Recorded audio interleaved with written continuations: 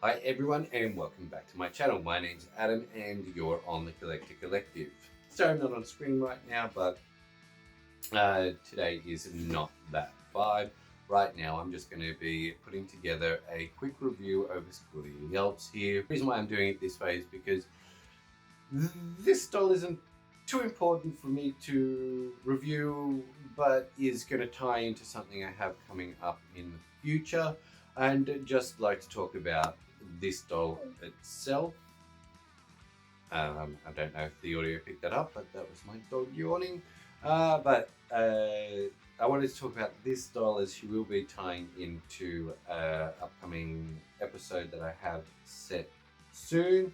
And I just needed to get her out of the box. I think that it's important to sort of document opening up your toys and collectibles for anything you are actually going to open up. Now we're going to be opening her up, talking through the accessories and just a little bit about what it takes to kind of collect Monster High, especially down here in Australia, because we don't get such a wide release, nor do we get a vast number of dolls delivered to the country to be distributed amongst retailers. So on here you can see that she has the standard trapezium or upside down trapezium elongated design of the box, which is standard for the whole Monster High G3 line.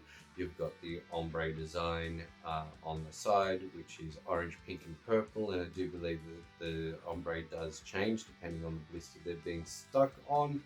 And you can see she's got her accessories. Sir Hoots-a-Lot, who we love having come back. He is looking super cute with his glasses, although I don't know if I like him more than the original. Doll in the center. A little artwork including Dracula and Cleo there from their boxes, and then the embossed raised Monster High on the side. On top, just super disappointing that these things do not include a doll stand. I would totally kill for a doll stand over accessories. On the bottom there is her UPC code, but Amazon did have a different sticker over this, that's why that looks a little bit crunchy there. But the fun thing that I noticed when I was first checking out this box is packaging made from recycled materials, which is great. I love that. She was dated 2022, but did come out 2023, and stocks are super limited for her now. And down this side we've just got Monster High, and then here we've got graphics pertaining to the character and her characterization, gaming with the Monster High equivalent of a Switch. I don't know what punny name they would have come up with for that.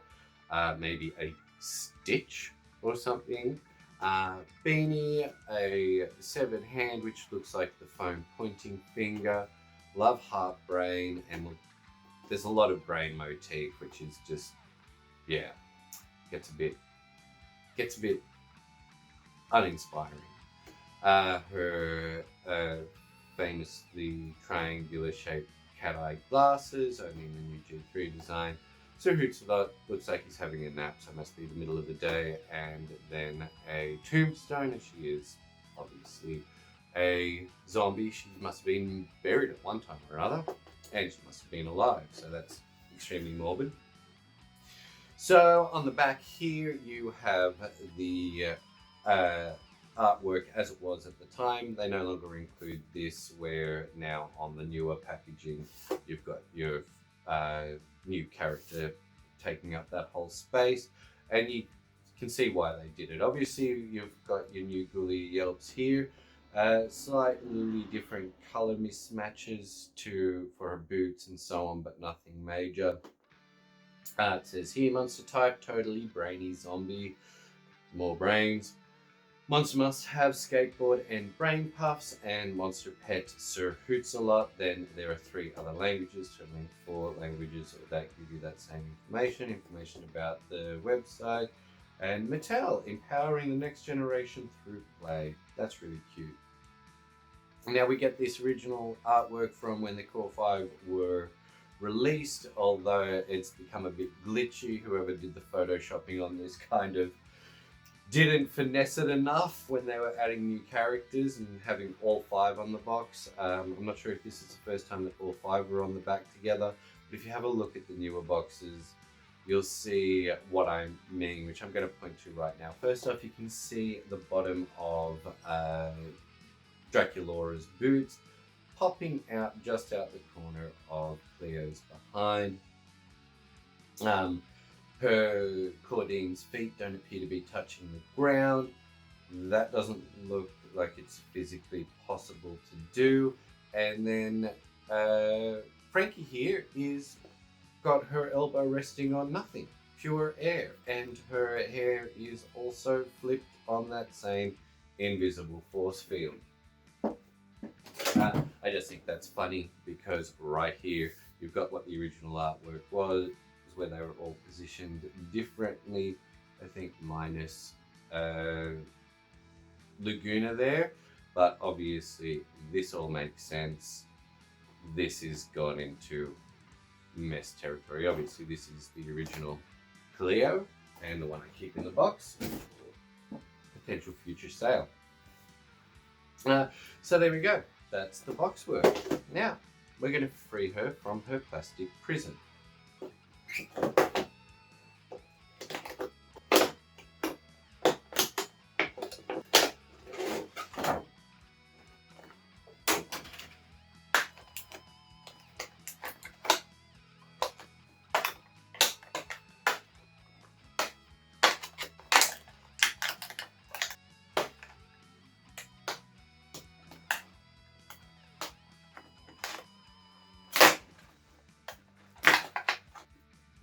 Alright, so newly freed from her plastic and cardboard prison, we've got Ghoulia here and then some accessories, which we'll quickly run through just piece by piece. First off, a special outfit piece is this beanie with a little pink brain decal on it.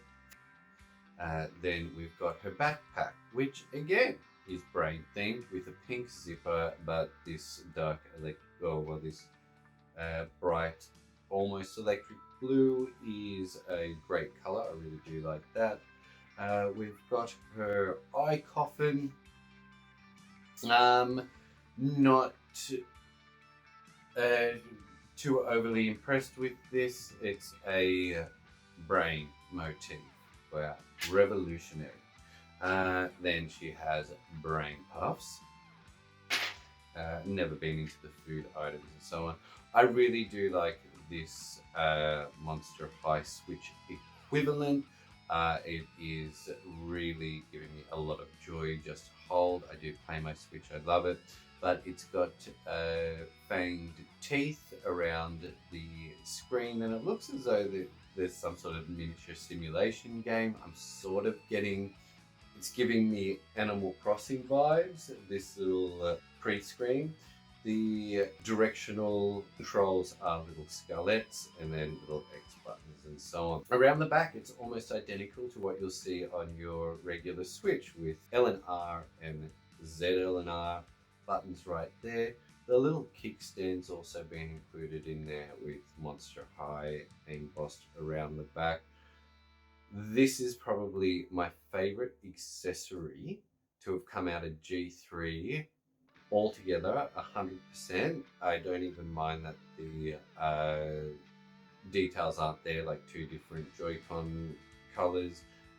This is definitely the best, better than any food item or makeup item or anything else that we've really come with. Her next major accessory, this fantastic skateboard. It is it's got movable wheels that can pop out easily. I'm not sure why they wouldn't have put them in properly, but anyway, as you can see, we've got Dead Fast here, nod to her super fandom from the original G3 iteration. As Ghoulia for some reason was not included in G2, but we don't talk about G2.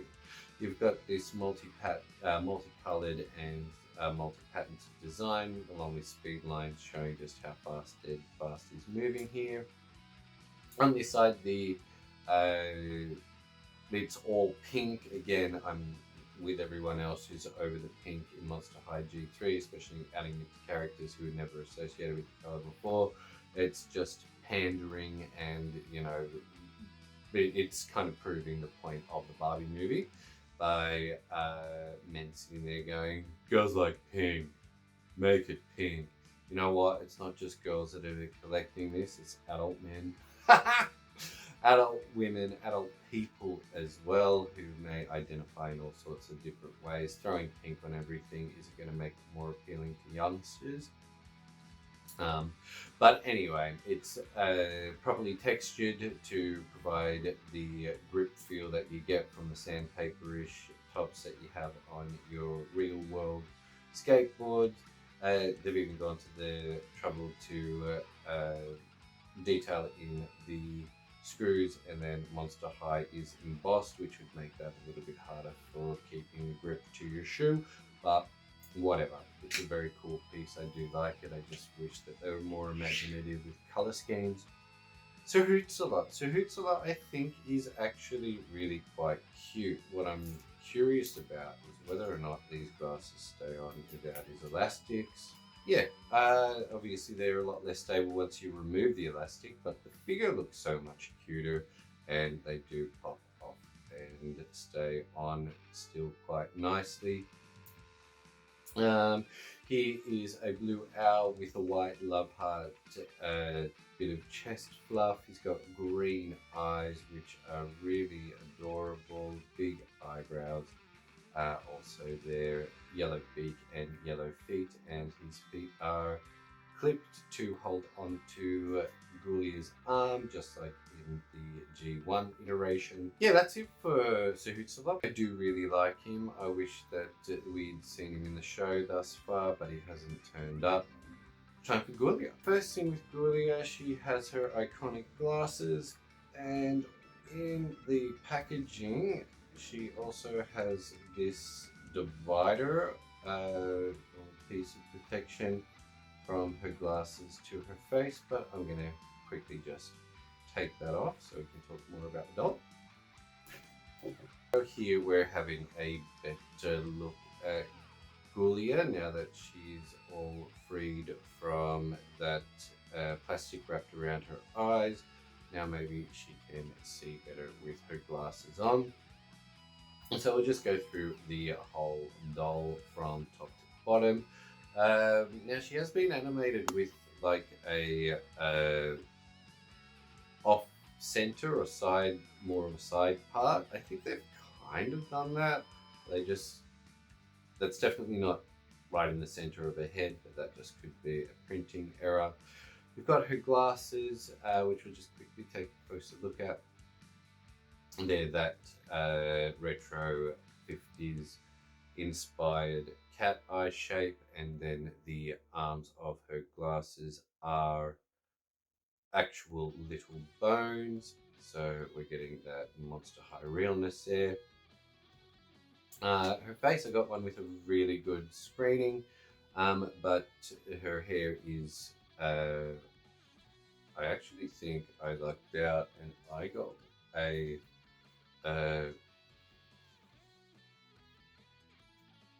saran haired one, which is great. The hair is really soft, it's quite fine, it's 2 different shades of blue just all throughout together. Her eyebrows are really thick and lovely. Her top lid, yeah, it's pink and a little bit of grey. Her eyes are a purple and blue, and then under her bottom lid has green on it, and then pink lipstick. Again, I'm getting over the pink theming from Monster High G3. I don't know, are they trying to kind of tie it in closer to Barbie with all this?